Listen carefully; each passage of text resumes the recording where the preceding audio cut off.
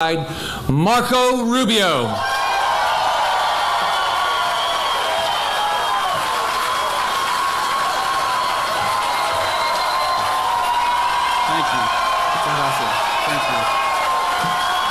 Thank you. Thank you. I'm going to be brief because I want you to hear from the Vice President, who has a strong message on his behalf and on behalf of the President. Pero quiero hacer esta observación en español. No creo que exista otro estado que tiene dos senadores que pueden dar un discurso en español. I don't know of any other state that has two senators that can give you a speech in Spanish. So, and we are so happy to have Senator Scott with us there.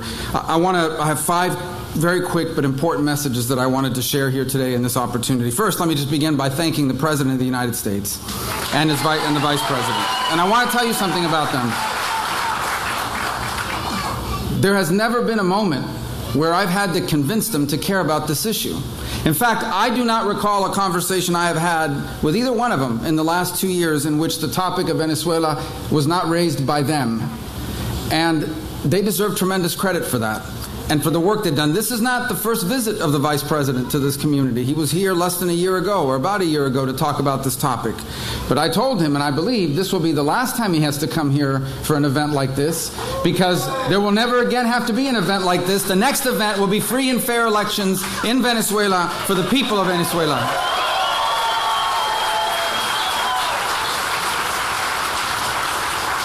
Four key messages. The first, to those countries and to those companies who are thinking about helping Nicolás Maduro continue to steal the gold in the reserves of that country, know this: you are subject to sanctions. The countries and the companies, whether it's the UAE or Turkey and the companies under your auspices, think about it very carefully. The law is clear.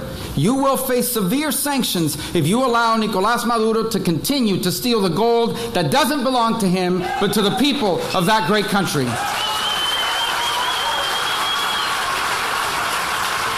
To all the international partners from Europe and elsewhere who want to be helpful, we thank you. We welcome you. We want your engagement and assistance, but know this: be careful.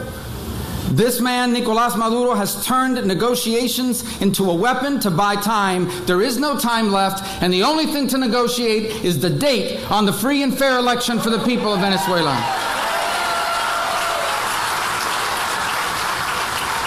To the elites and the military, the majority of whom do not support Nicolás Maduro, and are all looking at each other wondering, well, who's going to go first?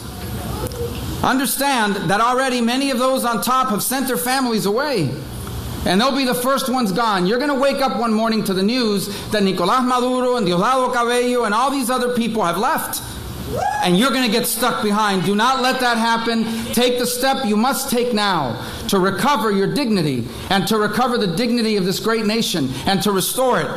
You may have committed tremendous errors, but you have a chance now to rewrite your future.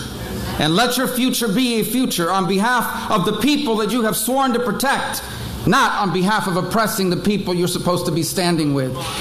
Now is the time for you to act and to make clear that you swore an allegiance to that Constitution and to protect your brothers and sisters, your mothers, your fathers, and your loved ones, not to protect a regime who will be the first ones out the door and will leave you stranded and behind. Now is the time for the elites and the leaders in uniform to stand up and say, we will protect and defend the Constitution, we will recognize the interim president, and we will be here to protect this nation and its free and fair elections.